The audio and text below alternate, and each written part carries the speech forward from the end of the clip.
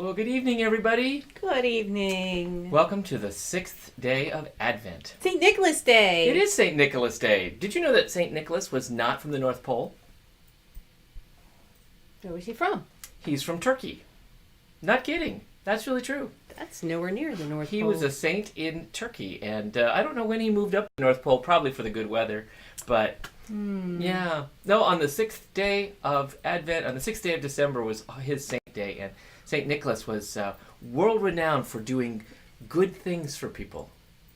And in lots of ways, the traditions we have from Christmas about giving and caring for people came from his work that happened all year round. He was a guy who tried to help people out secretly so they wouldn't feel embarrassed. I like that part. Yeah, it was good. I don't like people to know when I need help.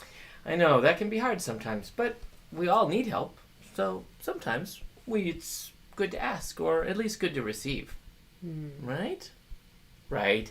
I like to give. Yes, receiving is hard. I know. It is hard.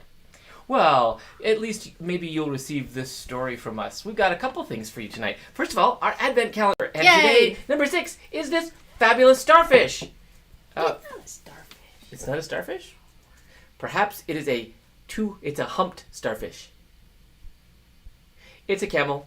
It's a wonderful camel, and this wonderful Advent wreath, Advent calendar made by our friend Debonair is going to have a fabulous camel right here. There we go. He's frowning because you called him a starfish. Not really sure. Yes.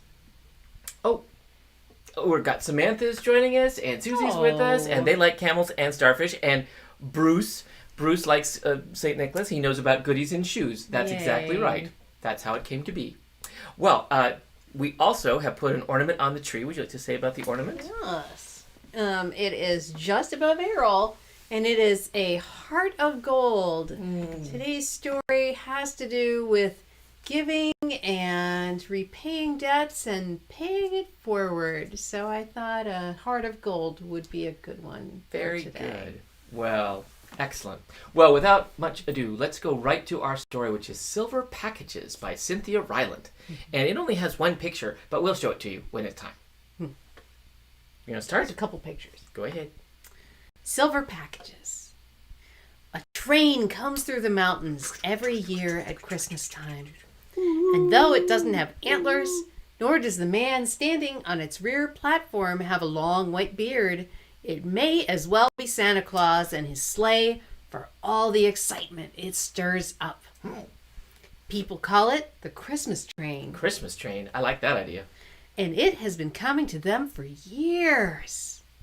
Each new child born in the mountains learns to walk, talk, and wait for the Christmas train. It is everyone's delight. The older people remember its beginning. They tell of a rich man who had come traveling through the hills by car many, many years back. No one knows why he came up into the hills, but why isn't important. What matters is what happened. What happened? Well, the man had an accident. I know. His car just took itself right over the side of a ridge, and then the man lay in the car hurting, and he was scared. And someone came along, and some say it was old Mr. Crookshank, but others say it was Betty Pritt. But who came along isn't important either. Whoever it was pulled that rich man out of his car and took him to a house in the hills where he was nursed and cared for until he could make it out on his own. That's really kind. When he left, the rich man tried to give money to the people who helped him, but they wouldn't accept it. So the rich man left the mountains feeling like he owed a great debt. And for the remaining years of his life, he's been repaying that debt from the caboose of a Christmas train he brings into the hills each and every Christmas. On the 23rd, everybody knows it, the train will slowly wind up and around the mountains. And on the platform of its caboose will stand the rich man in a blue coat.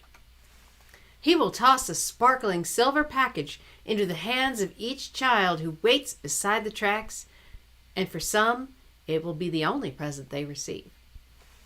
So the train is awfully important.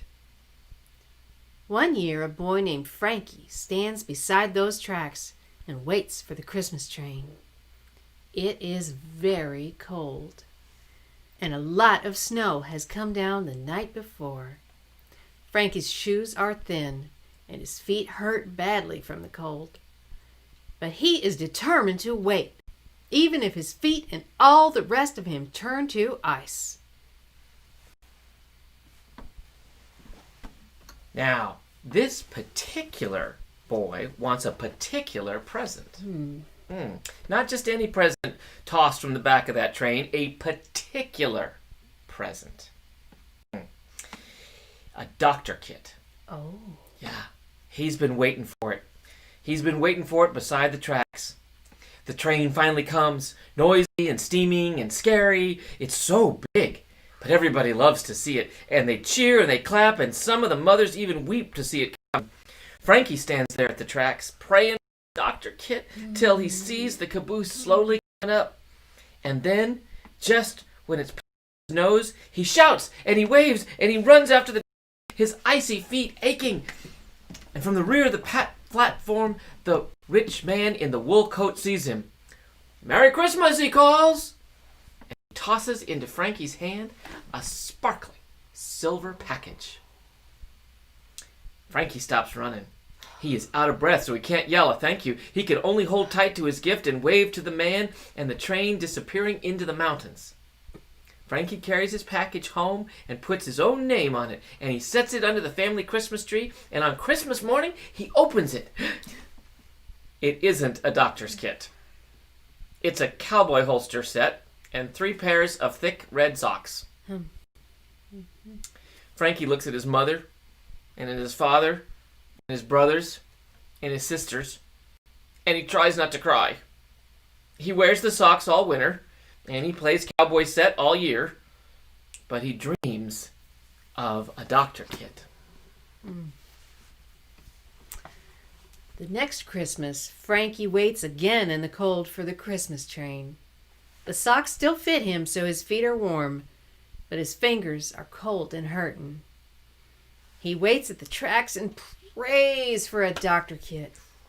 The train comes, and the man tosses the silver package. And on Christmas morning, Frankie opens it. No. It's a little police car with lights that really work, plus 2 pairs of brown mittens. Frankie doesn't cry. He wears the mittens all winter and plays with the car all year. But he dreams of a doctor kit. Frankie waits 3 more years for a doctor kit that never comes. He gets trucks and balls and games. He gets mittens and socks and hats and scarves. But the doctor kit never comes. When Frankie grows up, he moves away, up and out of those hills. He lives in different places and meets different kinds of people, and he himself changes a little into a different kind of person too. But deep in him, never changing, are his memories. Yeah. And what he remembers most about being a boy in the hills, just when his feet would freeze and like it seemed like it would always be snowing, he remembers a man on a train had brought socks. And just when it seemed his fingers were hardening to ice, that man had brought mittens. And just when the cold wind was cutting sharp as a blade into his throat, the man had brought a scarf. And just when Frankie's ears were numb with red cold, that man had brought a hat. And Frankie remembers something about owing a debt. So, a grown man who's been gone a long time moves into those same mountains to live. His brothers and sisters are still there, waiting for him. He returns to the hills where he's grown up, and that winter, near Christmas, he stands at the tracks, watching children wait for the train. And it comes, as always.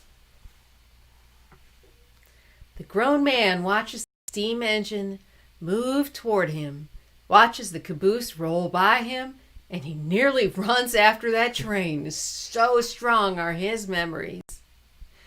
This grown man nearly runs after a silver package. But instead, he watches a little girl chase that caboose, watches a man in a wool coat toss her a sparkling silver package, watches the gift land near the little girl's feet, watches her running so fast that she trips on her silver package, watches her fall hard to the ground. The grown man does run now, but not for a train, not for a rich man in a wool coat, for a little girl. He picks her up from the gravel. He wipes away her tears with the scarf from around his neck. He smiles at her. "It's okay, little one," he says easily. The train is disappearing into the trees. He had meant to wave to the rich man, but there wasn't time. He picks up the silver package and puts it into the little girl's arms. "You'll be all right," he tells her. "I'll make sure." He pulls open his kit to look for a Band-Aid. "Name's Frank," he smiles. "I'm a doctor." What a great story. It's a good thing to pay it forward. And sometimes, the presents we get are the presents that We give, right? There's some things you give the love that you've received. I hope you're giving a lot of love. The world sure needs it.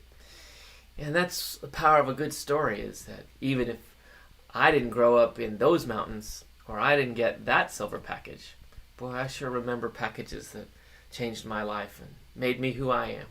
Yep. Yeah, maybe you got something like that. Or maybe there's somebody like that for you. Well, there's surely people like that for our lives, and we're sure missing a few of them because we can't see them, or they've gone on.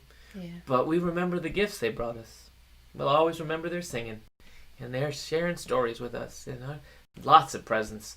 The presence of being present with us. We're so grateful that you're present with us. Thank you for being part of it. And tonight, we're going to sing our goodnight song so that we can start into this second week of Advent. As we start through, we had the Peace Sunday this morning, and I hope that you'll be having a lot of good peace. We'll be telling stories every night, all the way up to Christmas. You come back anytime. And don't forget to subscribe or like or share the page if there's somebody in your world who might like a good story. We hope to share them as widely as we can. Well, Errol Wondercat is in his basket. The tree is lit, and all's right with the world. So sing with us as we send each other into a great and good night. Good night, beloved mine. Good night, sleep well, my dear. Good night, beloved mine. Good night, sleep well, my dear. May cherubim and seraphim watch over you and hover near. Good night, beloved mine.